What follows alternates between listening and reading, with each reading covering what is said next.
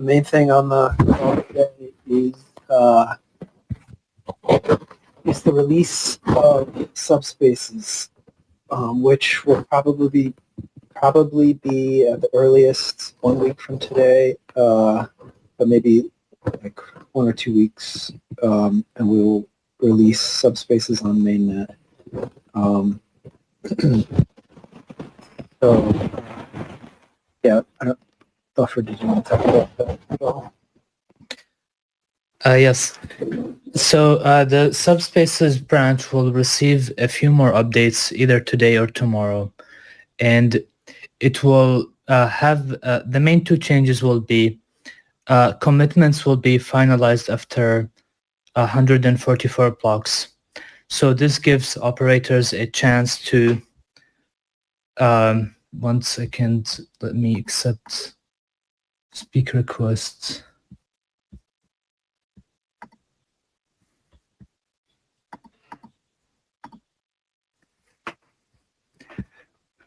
Okay, yeah, so the commitments will be finalized after 24 hours, and this give like the operators a chance to update their commitment if they make a mistake. It just makes operational of spaces easier. And the next change will be supporting a way to do a partial transaction for subspace owners, so that they could transfer their space by paying an operator or a service provider to do a transfer for them. And this will be very good for Nacho, so that we don't have to implement any wallet functionality in Nacho. So you could pay a service to do a transfer for a handle for you for a fee, and it's done permissionlessly, so you don't have to trust them, which is good. So that we have two ways to transfer a handle, either by making like a buy and sell transaction, which is already trustless and works similarly to how spaces work right now, and this way, which only allows a transfer, like just your old public key transferred to a new Bitcoin address. So those will be the main two changes, and also we will have a couple of new RPC commands to fetch the state of commitments that are submitted on chain, which will be useful for the Explorer, so that we could display this information as well. So this update is coming maybe later today or tomorrow, and then we will do our final tests on testnet 4, get Nacho ready to publish on the app stores, and then in 1 or 2 weeks we should be good for mainnet. Okay, if anybody has any comments or questions, feel free to raise your hand to speak or request to speak.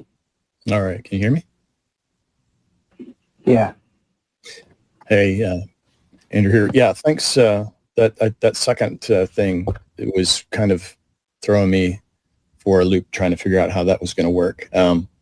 Because, yeah, otherwise you pretty much need to build a wallet with complete space awareness in terms of, you know, the handle creation at least. And the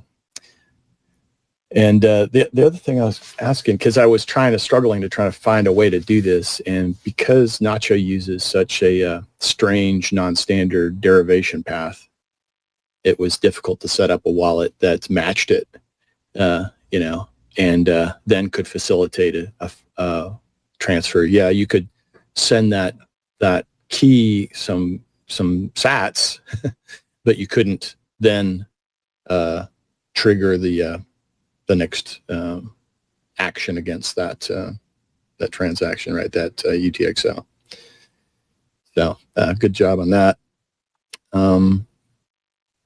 I guess the other question I have is, can we go over what the offline validation sort of set of steps are, and what we anticipate how proving a subspace exists and or whether it's maybe been transferred from a space operator, or if it's still sort of under the control of the space operator, or is there any way to tell?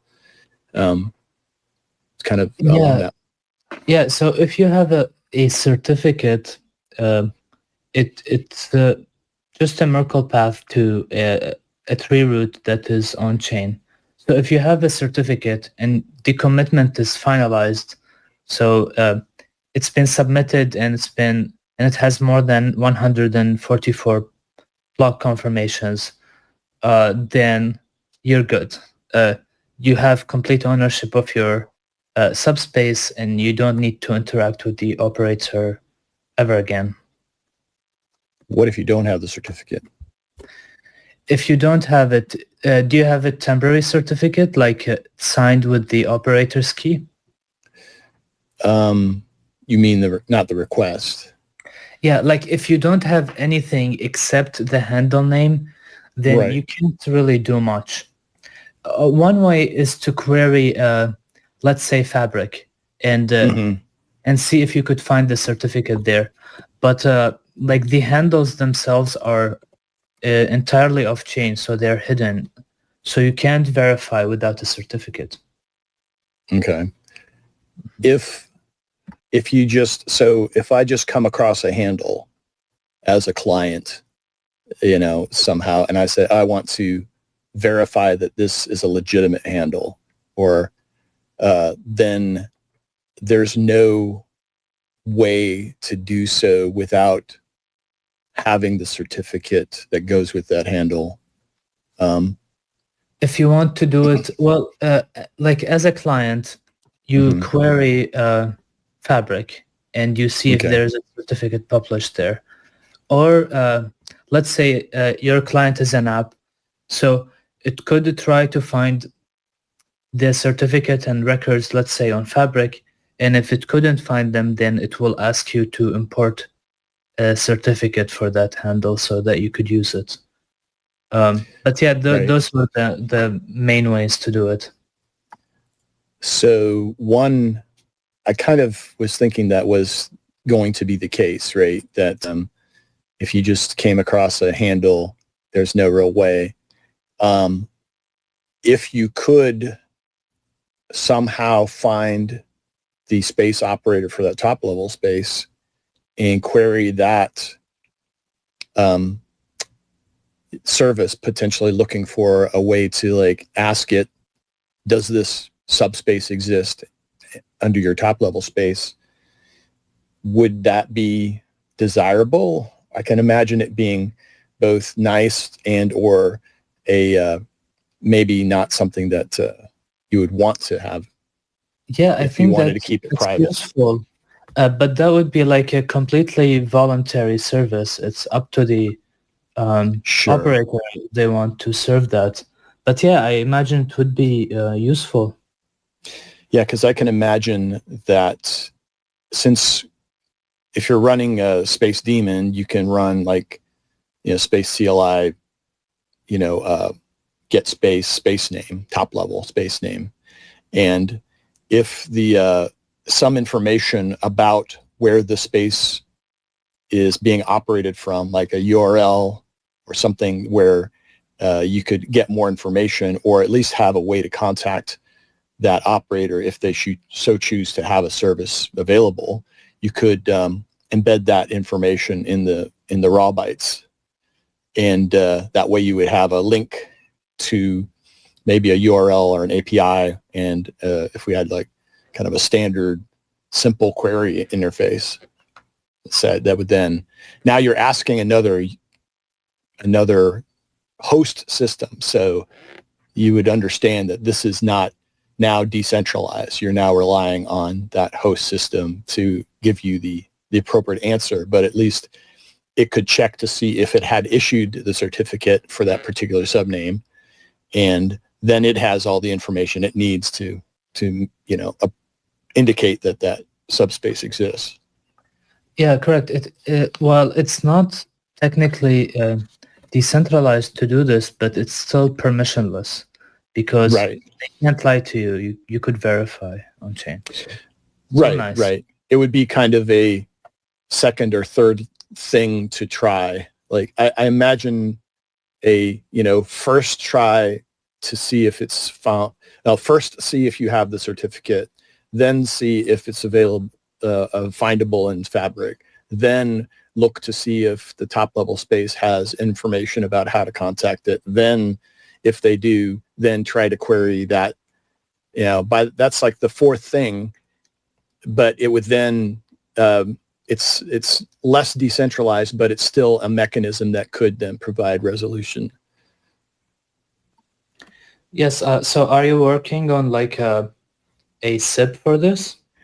I am.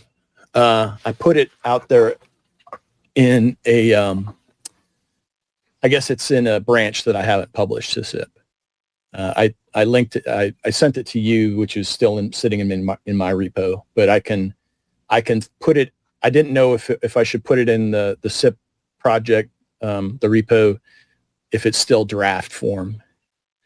And you kind of wanted a certain amount of debate or at least discussion in the main forum before a SIP gets moved from draft status. Have you shared it on the Spaces group? I don't think so. However, I have. You'll hang on a second.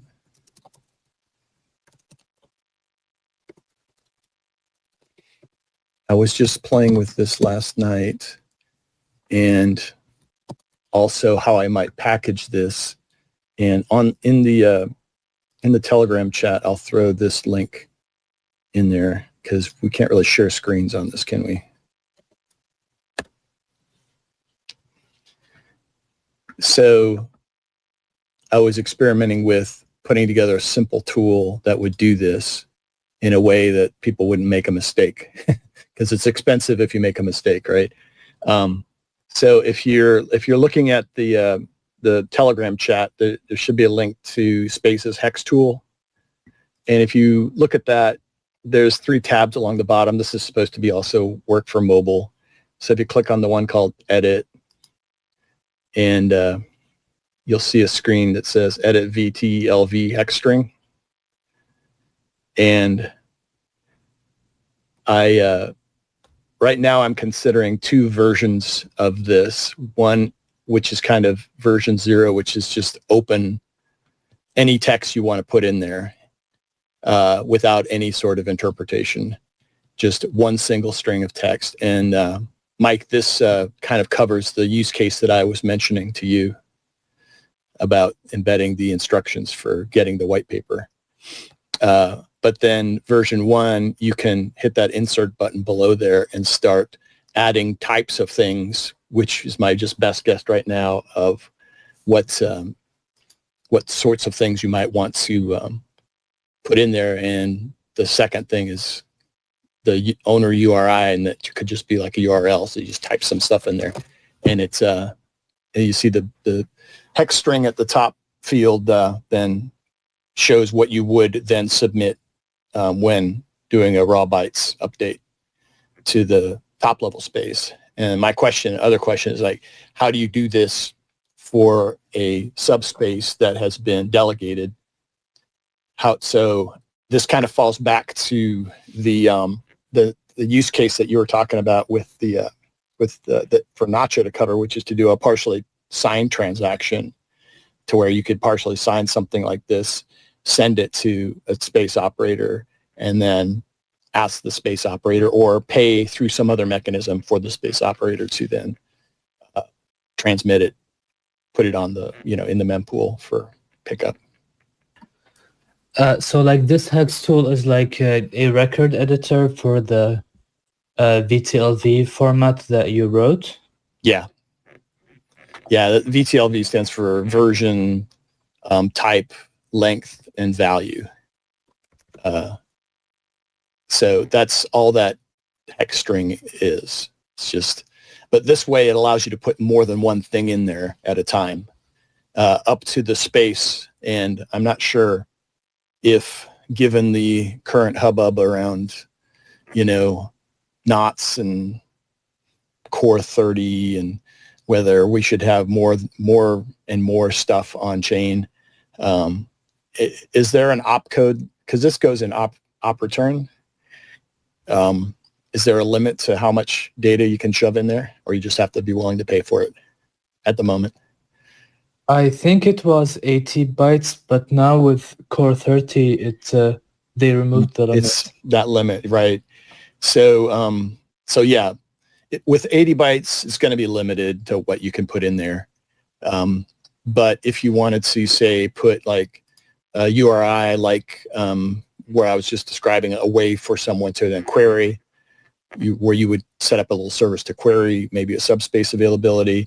Maybe you want to put in a Nostr key or a set of relays that this person or the holder of this key or this subspace then is known to use. That way you would be able to communicate with the owner of the handle just by querying that. And then the same set of things really needs to kind of be in Fabric, right? Because Fabric's kind of the primary place. What I'm describing here is kind of the secondary place that this information might be found. Which kind of leads me to the other question: could Nacho be extended to like create a zone file, a signed zone file that then could be published for the subname? Yeah, like that should be the main priority after we release it with the initial features. But yes, ideally with Nacho you would add records and be able to publish them to Fabric, maybe pay someone to pin your zone file through Nacho. Something like that. Right.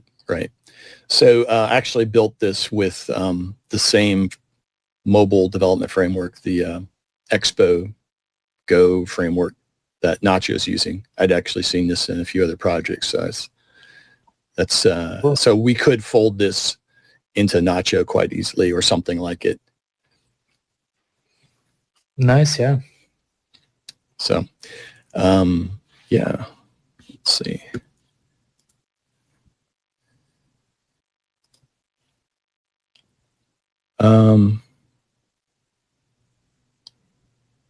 Yeah, I don't seem to have another question. Maybe I'll let someone else have a crack at it for now.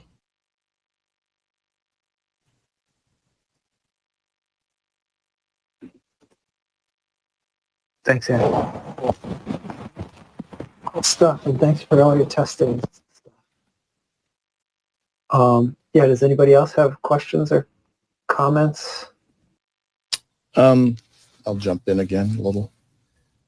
I did put out to the list a little bit about, and I also have a draft sit for this as well, about taking over, just starting to use the dot spaces or dot .s, as maybe both, as a way to make a spaces name appear like a normal host name, such that clients don't get confused. The rationality behind this is not to get away from the @ symbol and how we would prefer to express spaces names, but the fact that if you put a spaces name in a browser URL, the regular expression parsing doesn't understand the @ sign, and it takes it as, oh, that can't be a host name, so it won't even try to pass it along to a DNS resolver.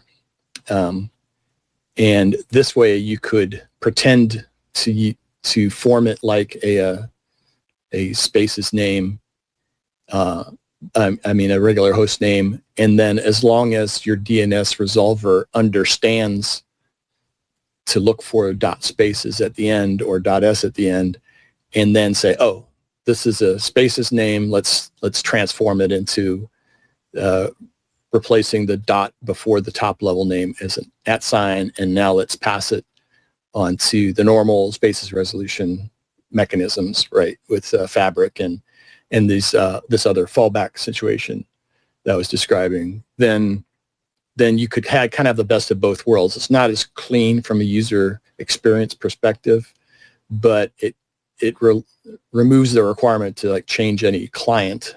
The only change then needs to be that you have to be using a DNS resolver that understands this, and which it's a trade-off. It's like how much hassle do you want to endure?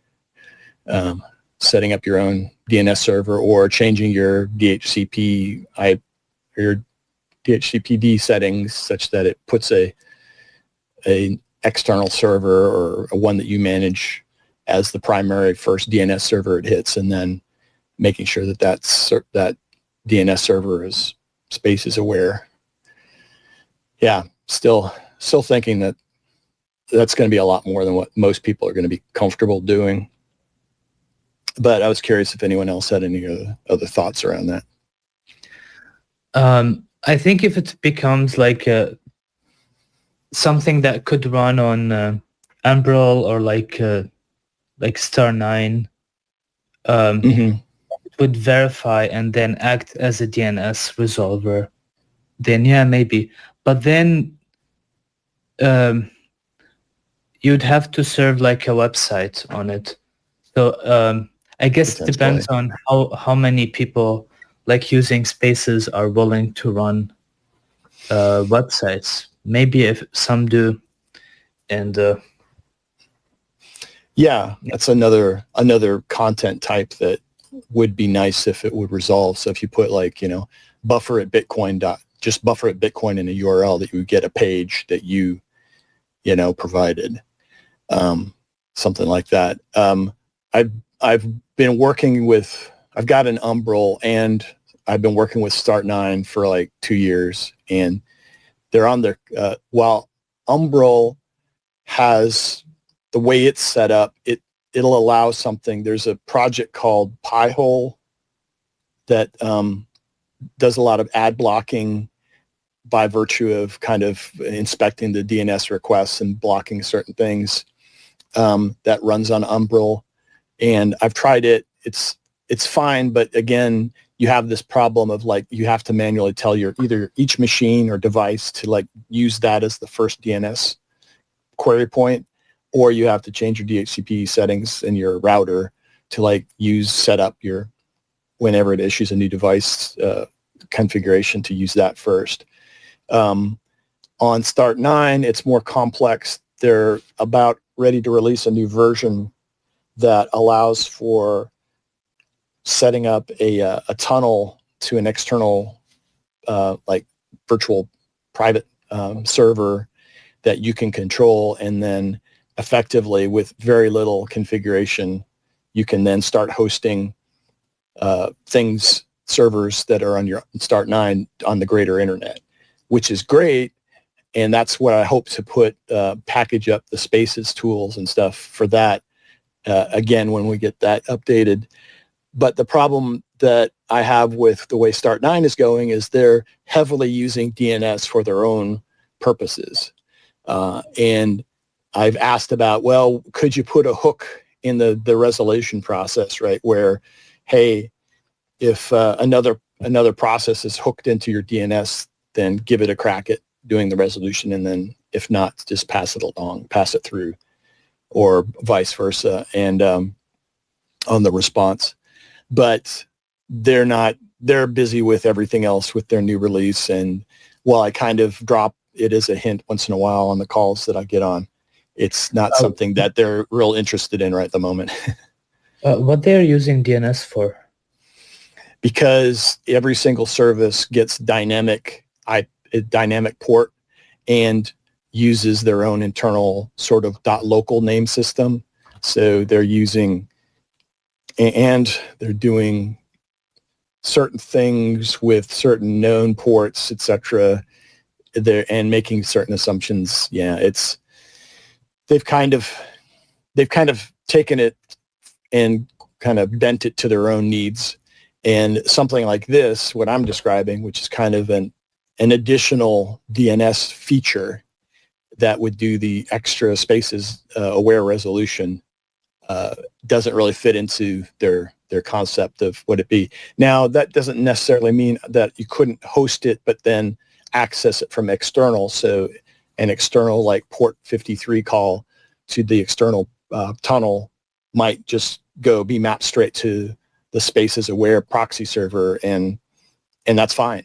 You could still host it there. It just wouldn't be available to the local processes. So maybe I need to play with it a little bit more, and now that they're getting closer to releasing and certain things are working, to see if this is even a possibility. But it could be promising. The ultimate goal is to, you want to run spaces, you want to run spaces for all the, bidding and auctioning stuff. You want to run spaces to like sell subnames. You want to run spaces to, do all the stuff Akron does and Nacho, and you want to participate as a Fabric node or as a Fabric Bootstrap node.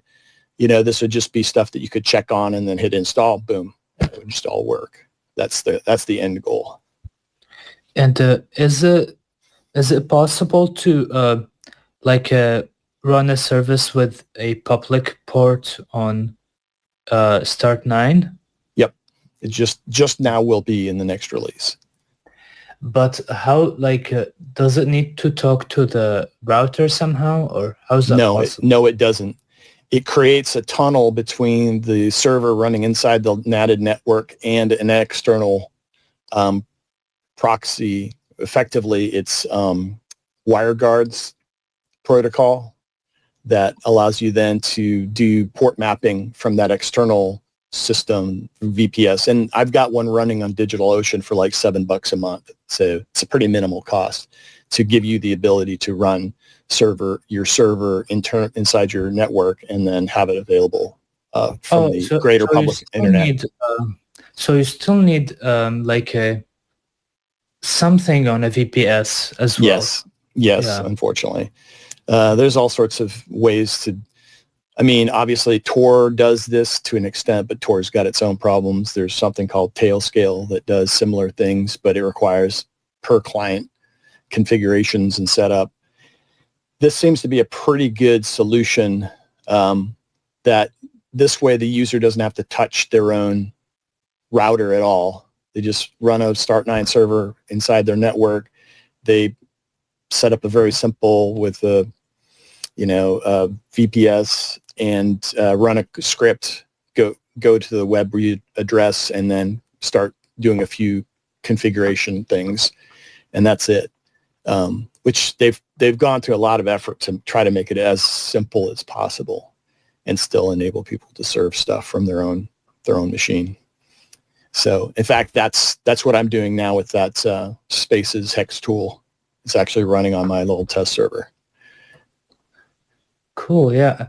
It's still interesting to me, how BitTorrent is able to make regular users do seeding for a file. Yeah, you mean to publish it, to refresh the seeds, and because they've got a 2-hour timeout or something like that. BitTorrent does. Yeah, but as a user, if you download a torrent file, you could seed it, and it somehow you're able to help the network, even if you're behind the NAT. Yeah, their protocol is pretty complicated. It's the Hyper Ledger node ledger network is actually kind of more of a simplified approach to what they're doing, but still pretty interesting. And I don't know all the details of it. I've kind of studied it to some extent, but not in super detail. Yeah, it would be interesting to dig into that. Maybe we could get some ideas, to help host zone files from your laptop without having to mess with your router. That would be cool, especially if you don't need to rent another server or something. But that does seem hard, and not very reliable. Yeah, doing it this way does have the extra advantage of it doesn't like inherently expose the geolocation of your gateway of your home internet connection. So you're not, by doing it that way, you're not revealing your network, your physical location.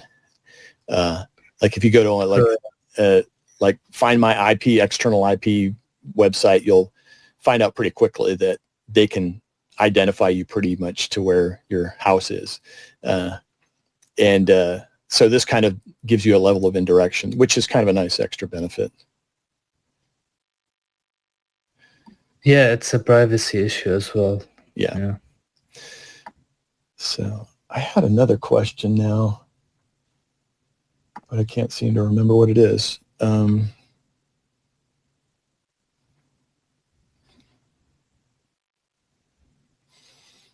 Yeah, I'm sure I'll remember when I will get off the call.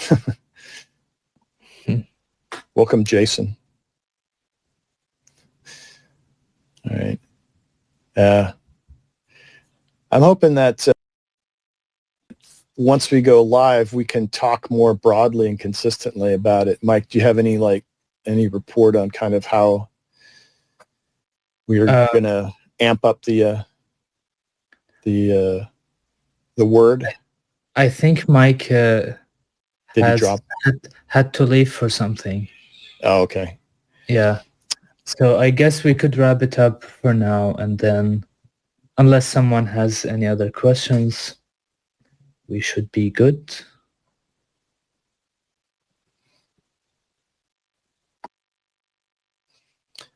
So just to recap, for those that maybe joined late, 1 to 2 weeks away from mainnet launch after a little more testing.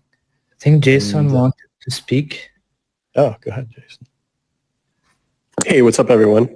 Yeah, I saw this chat going on, so I was curious. I know I've been kind of following the spaces, the protocol, and all that stuff with Mike's post. But so, what's the update? I just joined maybe 3-4 minutes ago, so I'm sorry if I missed all the good stuff. But is this something that's already available to the public, or is it something that's coming to the public soon?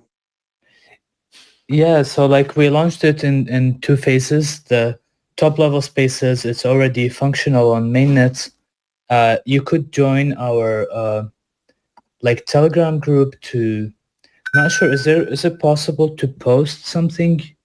I don't think there is. Yeah. Yeah, but if you open like spacesprotocol.org, you should see a Telegram group that you could join. And yeah, so right now, like you could bid on top level spaces and get your own, and you could use it. We also have a wallet called Akron that you could install, and makes it easier to bid and do stuff like that. And then we will launch the off-chain component in about 2 weeks, which makes the protocol like scalable. So you could sell, so if you own at Bitcoin, you could sell like Mike at Bitcoin, Android Bitcoin, and so on. And those are off-chain to have like to keep like a very low on-chain footprint, and also make it cheaper to issue like millions of handles and keep them off-chain in a permissionless way. So that's the summary of what we've been up to so far. That's really cool. Thanks for the update. So is it, I know it's not on the same protocol or even chain as HNS, but is it going to work similarly to HNS, like Handshake, where your domains, like you can own the root? Like for example, you said at Bitcoin, somebody owns that Bitcoin, then they can sell the SLD, the second level domain, like which would be Mike. So like there is some similarity there. So Spaces works on Bitcoin. I'm sure you know that. But also we have this whole other off-chain component. So Handshake doesn't really have a solution for second-level domains. It's like just a traditional like centralized server where you could sell things from.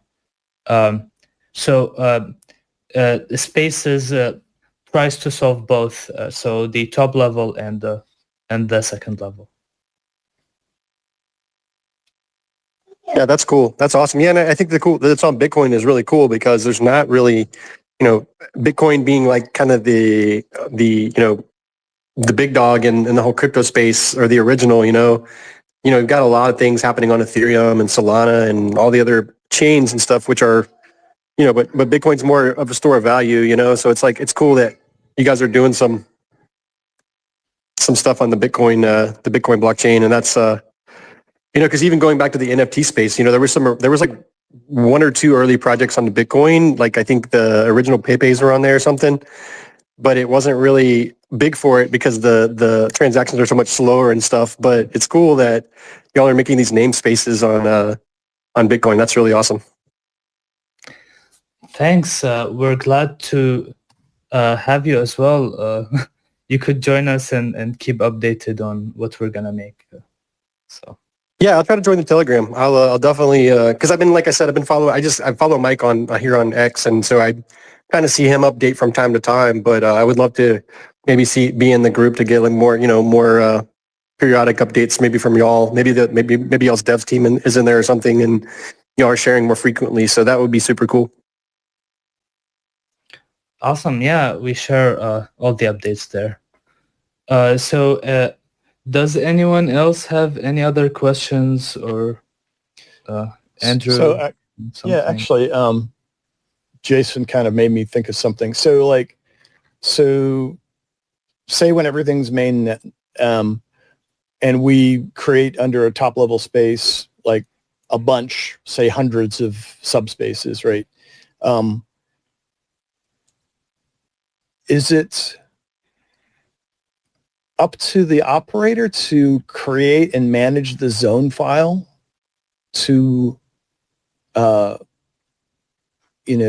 represent any metadata around those spaces, or even that they're legitimate?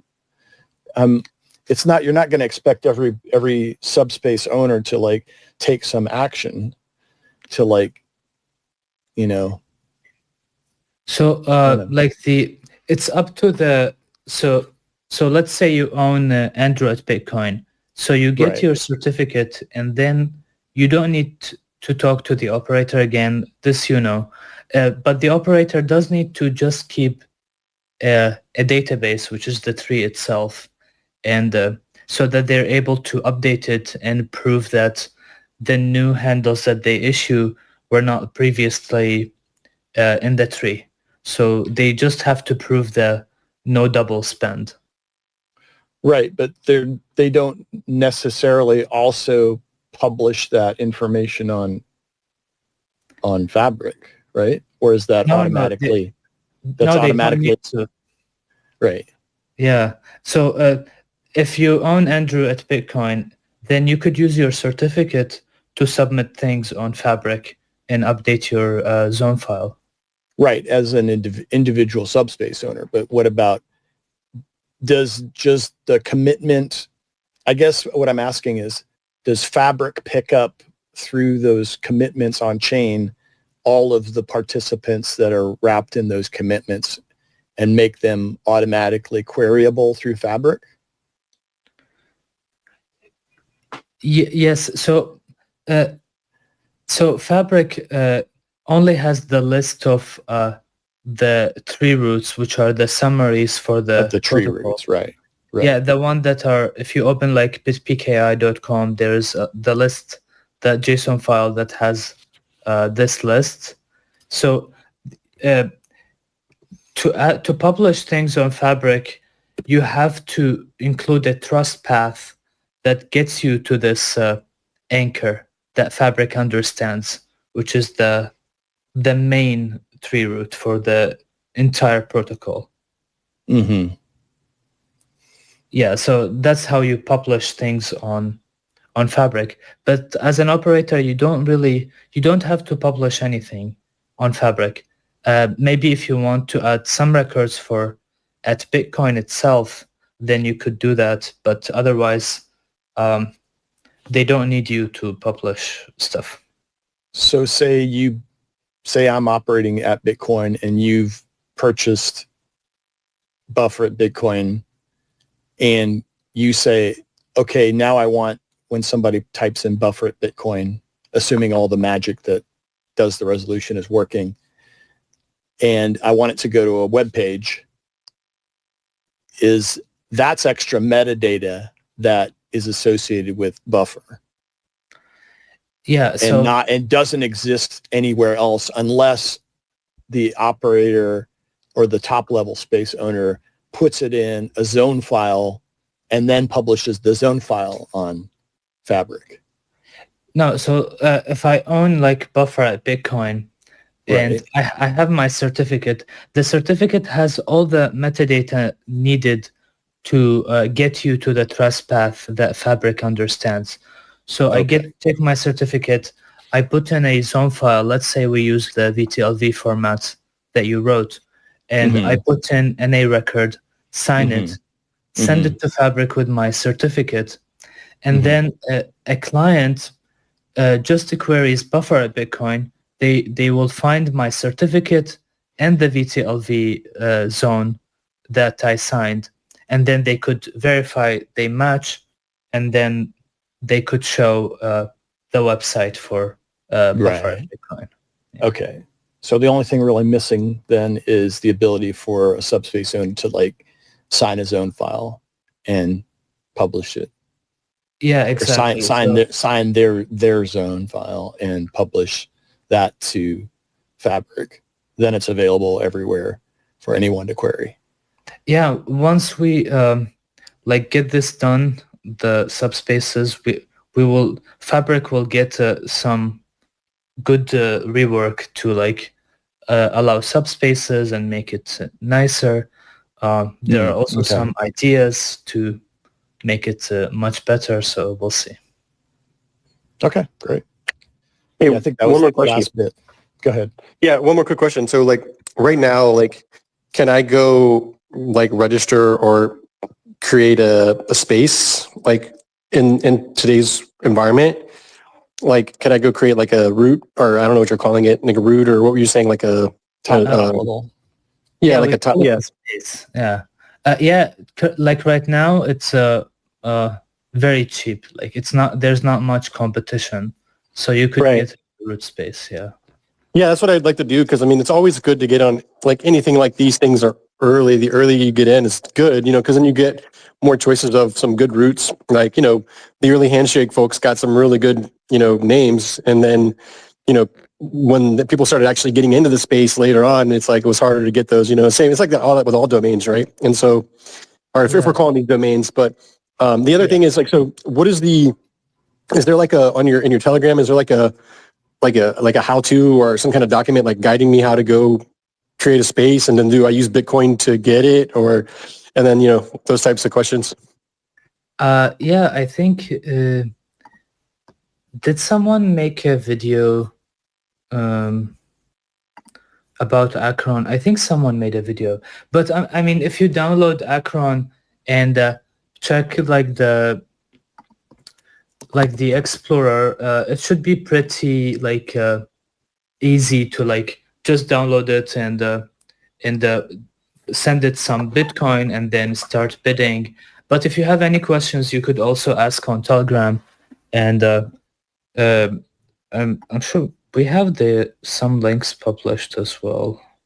Okay. And how do the renewals work? Is it does it renew? Is it do you have to have like some Bitcoin in a store or something, and it like uses that to renew, kind of like Handshake did? Or is it like, is there a renewal process, or do you have to renew? How does that piece work? So the top level, the roots, they do have to be renewed once a year, and there's no fee. Like it's just the transaction fee that you pay, and that's it. But like to get the roots, it's a bit more competitive than Handshake, because we only release like 10 a day. So the protocol releases the top 10 highest bid spaces into the auction phase. You could read about how the auctions work on the website, but right now it's very easy. Like there are only 3,500 roots released a year, but right now it's very easy to get one, even with this limitation. So it's a good time to get started. Awesome. Yeah. And I can find all that information on spacesprotocol.org. Is that right? Yeah, correct. And if you have also questions on the group as well. Awesome.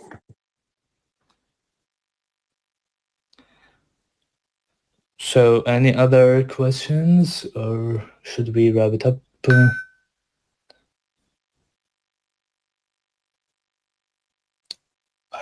I think I'm good.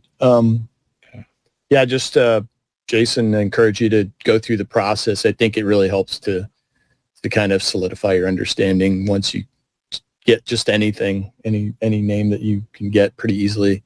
I've been able to get even pretty good ones for a couple bucks, and it's like the biggest problem is waiting the 10 days because there's a whole 10-day auction period. You'll find out about that in the docs. And then there's a whole mechanism for like if you get in a challenging bid situation, it can get extended. But other than that, the highest bidder wins, and then it's yours, and it's your property, right? It's anchored on Bitcoin. It's not floating around somewhere else. That's awesome. Yeah, I'm definitely going to go check it. I remember seeing Mike post about this maybe 6 months back or a while back, and I was curious back then how to do it. And I think he had shared something on his wall or his on his X post back then or whatnot. But or maybe it was still Twitter. I can't remember. But it it was like it wasn't real. I mean, it wasn't real clear at the time. I think they were still newer even than now, right? So it's still pretty new, but I think it was even newer back then. So it might not have been as much of much documentation as there might be now. So I'll go try to go through the process and see if I can get a name or two. Yeah, cool. The other thing is I've been kind of presenting this to my local Bitcoin group this year, and then also Buffer Mike were at TabConf in Atlanta this year, and we presented this as a workshop, and also a longer version of my talk from back in the spring was released recently. So links to all that stuff's been posted in the Telegram chat. Awesome. That's awesome. Yeah, no, that's fantastic. I mean, being involved in communities like this when they're early is super cool too, because you get to meet a lot of people who are into the space before, when something blows up, then it's like, okay, and that's good when it blows up because that means people like it and they want to use it. But it's like not that initial, kind of like seed period or whatever you call it is like, it's a fun time because you get to kind of see everything evolving and stuff. So it's super awesome. Exactly. Well, great to have you along. Do any of the Alexes have anything to mention? Maybe not. Put them on the spot. Like, I could invite them to speak. I'm not sure. Let's see. No, I think that's pretty much a wrap for today. All right.